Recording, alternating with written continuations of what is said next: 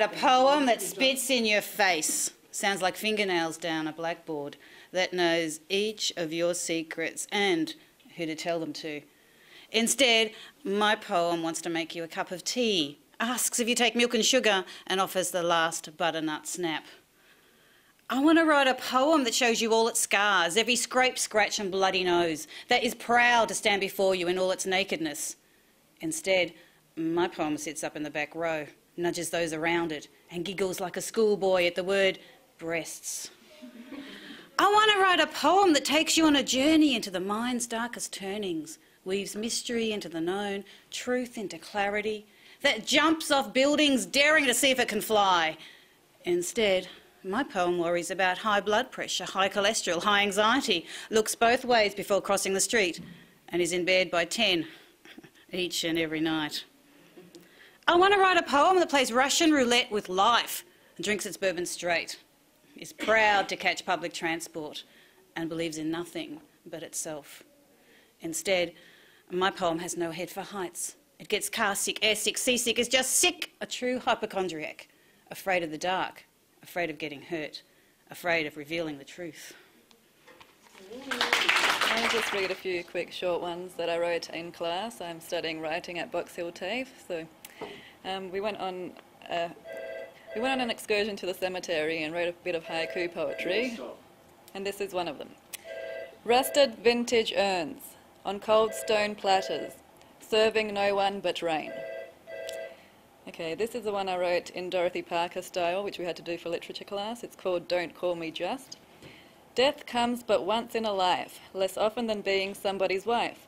Hope it comes sudden and forced like a knife, exactly like being somebody's wife. Okay, this is one I wrote in poetry class. We had to pick a proverb and write a poem around it. So it's called Will He Ever Die? A rolling stone gathers no blackberry. Moss hardened by the rolling stones, churning beats that frighten a mother, monster voice matching monster mouth, on top of a cliff constrained but tipsy. A cloud his audience as he rolls to his back, voice still churning. Wasp. There is a wasp on the train. It buzzes our carriage, causing people to swipe timidly and for the nunnery of schoolgirls to scream. The woman opposite me is eating an apple with her mouth open. Chewed remnants litter her chest as she masticates. The man beside her is sniffing, snorting and spluttering, wipes his nose on the back of his hand, and behind me I can hear the thump, thump, kill the motherfucker beat of someone else's music, and still they all complain about the wasp. My dark room. I live in a dark room now, away from any possible exposure or stark light. I like to keep very still. The air is cool and clean, filtered of any corrosive dirt or foreign matter. The walls are soundproofed, so I can't hear the voice anymore, that only last week made me crumple to the floor and start talking to the thick textured wallpaper where it joins the skirting board, and the hidden grime and dog hair mat together and roll along the hall like tumbleweeds at a ghost town from a cheap spaghetti western. My memories are catalogued now, according to various events and milestones and the sentimental musings of a mother. They are captured on film and housed in tightly sealed canisters, stacked neatly in perfect chronological order on solid steel shelves. There's no need to produce any more. Reels of colour, a heartwarming story of love and faith, safe for now. Mother's Day. Every Mother's Day for 26 years, he has placed 4 roses on her grave, one for each child. I place a bouquet of homegrown flowers beside his roses and try to remember her. There are snippets, more photographs than real life. I remember the way she pronounced certain words, stumbled over our names when angry, stuttered when upset. I remember the red lipstick she favoured, her perfume, love of black jelly beans, never learning to drive. He remembers her laugh, how she loved to dance, her stubbornness and lusting for Johnny Cash. Every Mother's Day for 26 years, he has placed roses, I place a bouquet, and both of us try to remember the sound of her voice. And I actually put this on the internet, and I got a response from a lady who said, "I know exactly what you're talking about." And I thought, you can't hide anything, can you? Okay, here it goes. He loved her once, a covenant was his choice. She loved him at first sight, a glance was she unmade. The ruby woman he designed came one night to his delight. A man of gold she was promised, and to the mark he did aspire. There was fire, and he warmed and danced her through China. White lilies were her attire. When winter came, he would retire. Like a lion he did endure, twice he dipped her feet in sleep. Like a mare, her neigh was sweet, twice loved, but one fate for sure. And the sequel is: the lion disappeared in history. It was the mare who foretold the mystery. A dragon, a cat, and a dog as litter. The chain was strong, dare bitter. The dragon's fire always went out when the dog's bark was not a shout. The cat's feminine walk gave content. Every one stopped at her meow it lent. What a whisper there began to be as the flock's master delivered the decree. The lips of the shepherd did rebuke, turning the man into a duke. The queen waited, gave pardon, serving only the best in her garden. When the night came, it was time to sleep. Lamb and lion lay, and the forest was deep. Thank you. This is called If It Quacks Like a Duck. They were arguing again, a perennial argument based on the fact she insists he was flirting. He insists he was merely being sociable, that he can't help the warmth of tall, leggy blondes. This argument, or rather, not this one specifically, but one so similar, the basic genetic structure has saturated the relationship, has been ongoing for 20 minutes or so when she puts her hands in the air and says, "You know the old adage, if it looks like a duck and quacks like a duck, chances are it's a duck." Or, says he, it could be a duck impersonator. This is the heart of their relationship. She sees the world in large slabs of black and white, solid, impregnable. He sees everything in infinite shades of grey. So while she will insist he was flirting with the girl from the deli, bakery, train, restaurant, he will see an impersonation of a duck.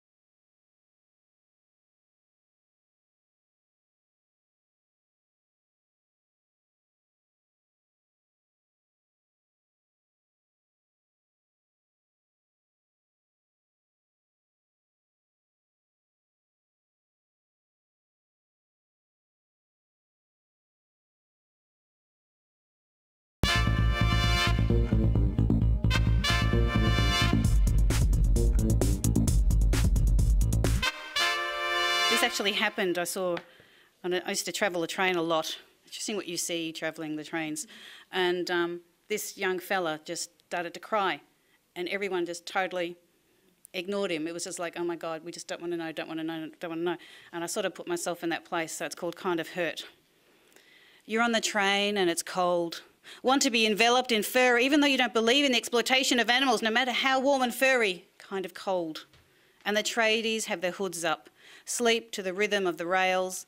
Businessmen bury themselves in the paper, sport steep, and women are as sharp as their lipstick when someone begins to cry. Not a small, sad cry, but a deep, harsh, stomach-aching need to curl up and die. Oh God, someone please stop the pain now, kind of sound that everyone pretends not to notice. It's only when you get out at your station that you look to see who had felt such a hurt and find they are all looking at you with understanding. It gives me a real bad pain in the liver, the publicity they give the man from Snowy River. And the thing about which I'd like to speak is what I call the colt from Icy Creek. And when that young colt did away make for what for him would have been a short holiday break, his owner thought it was wrong, and he called out for them riders strong to comb that mountainside until nowhere could that colt hide. But after hours and hours of riding around through the bush, themselves off the side of that mountain they couldn't push. The courage for it they did all lack, except one bloke, supposedly from up the snowy track. Him and his horse went down that perpendicular slope to reach the bottom in safety. They thought he had no hope. Yes, that very thought entered everyone else's head, that the horse and rider would both wind up dead. But through the trees and around the boulders thick, the path his horse did always pick. And when they get down to level ground, themselves amongst them brumbies they had found, and over them the rider had towered, and with the whip he soon had him cowed, because he did quite vigorously crack, so he was able to turn them back. And when he joined up with the rest of the mob, they all said that he, the rider, had done a wonderful job. But they had all forgotten, of course, that the hard and dangerous work was done by the horse, and the rider should not have got any of the fame. Etched into history should have been the horse's name.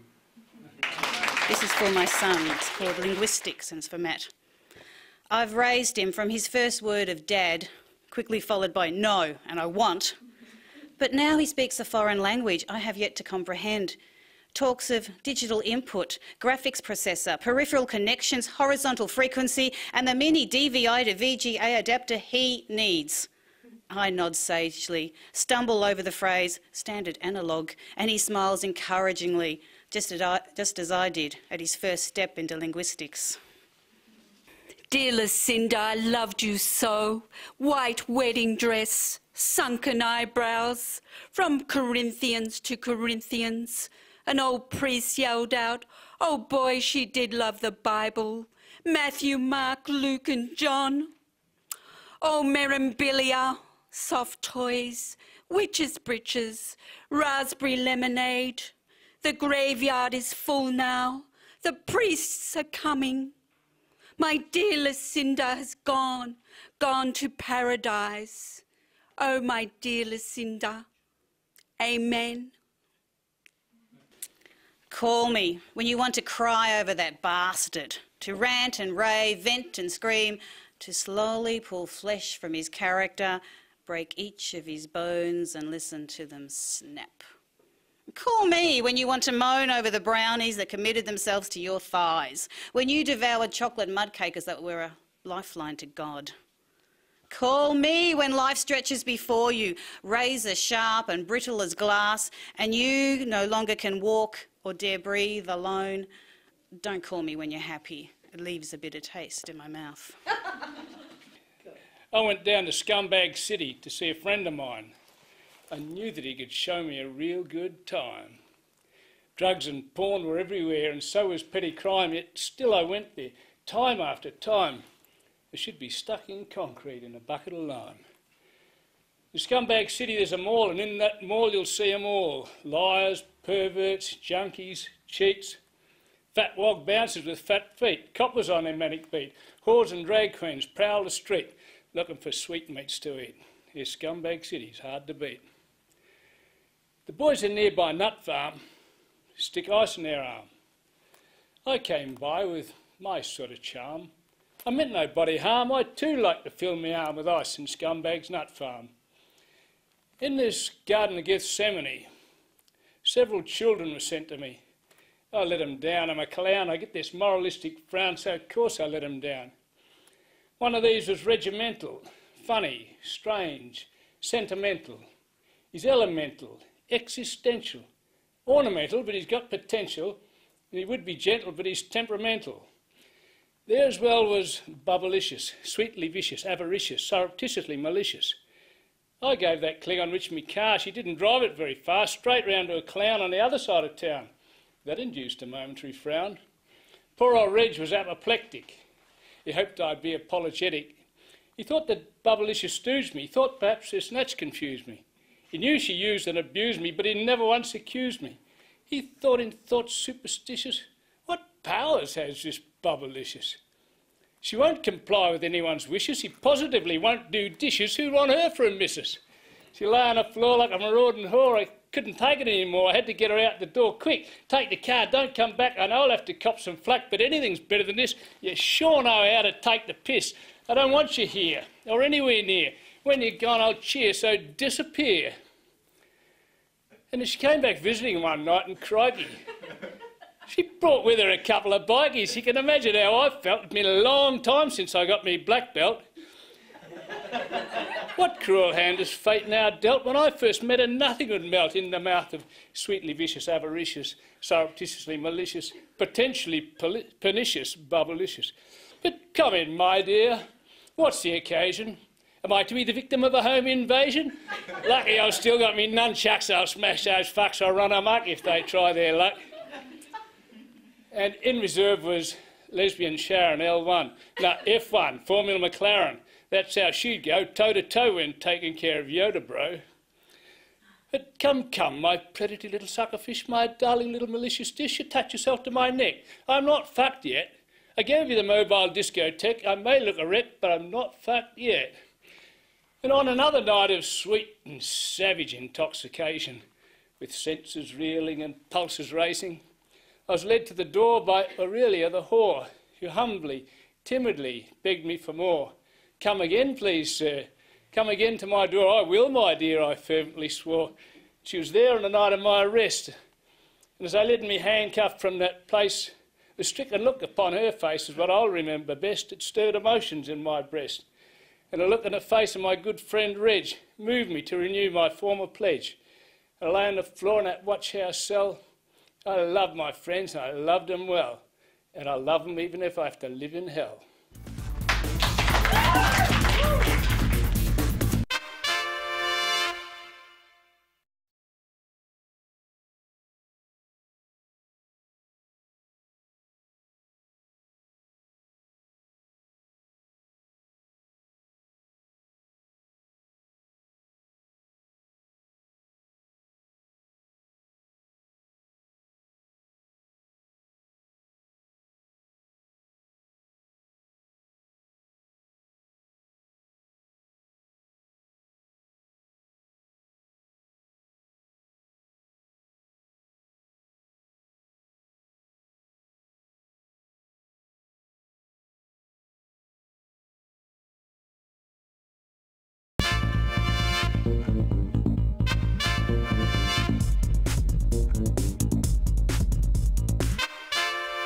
Shadow of the Noose.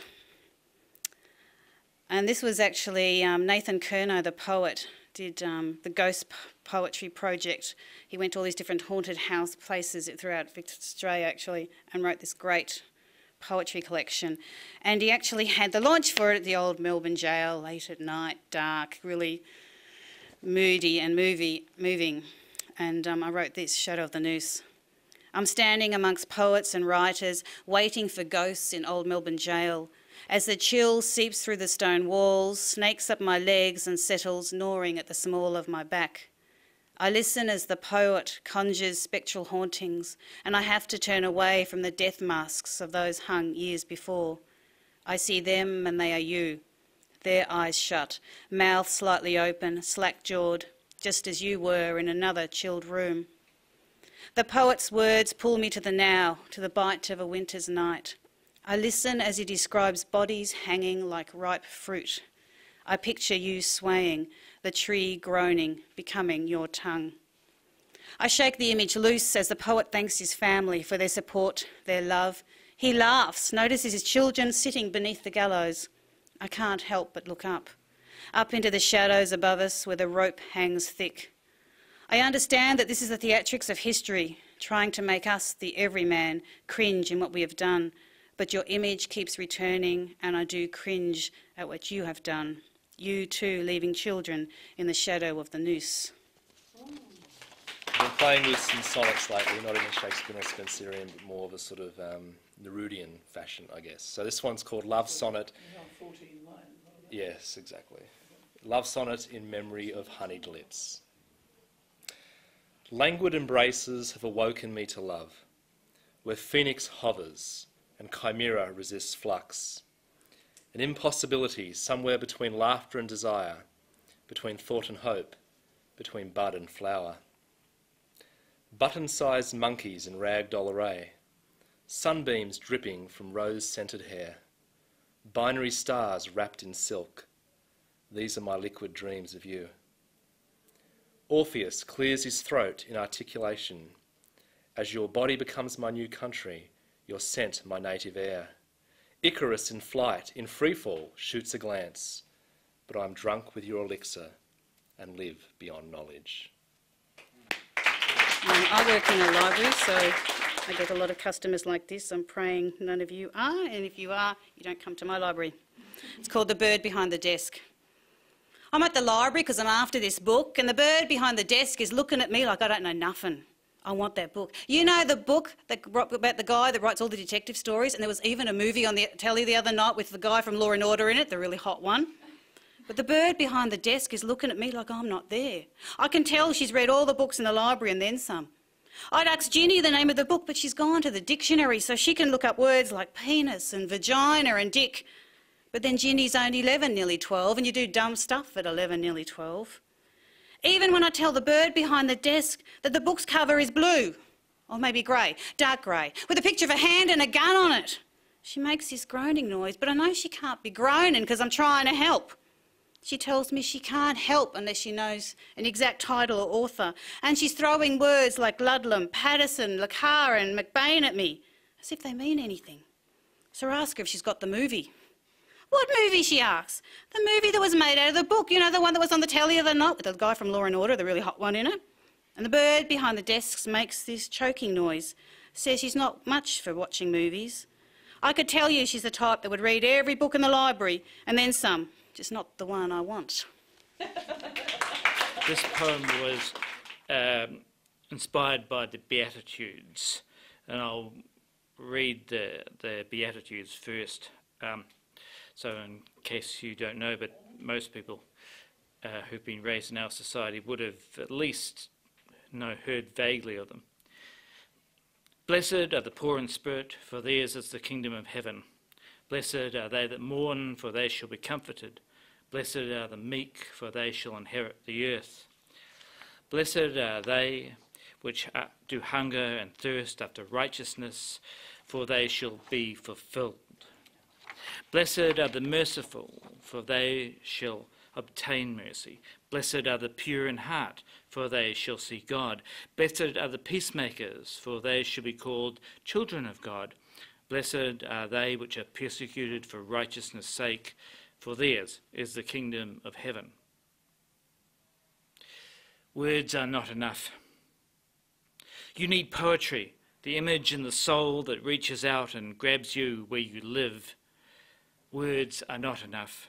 You need music, intertwined in the eternal, penetrating your very being with the infectious melody of life. Words are not enough. You need art, the very fabric and tapestry of existence, the extra dimension of the divine.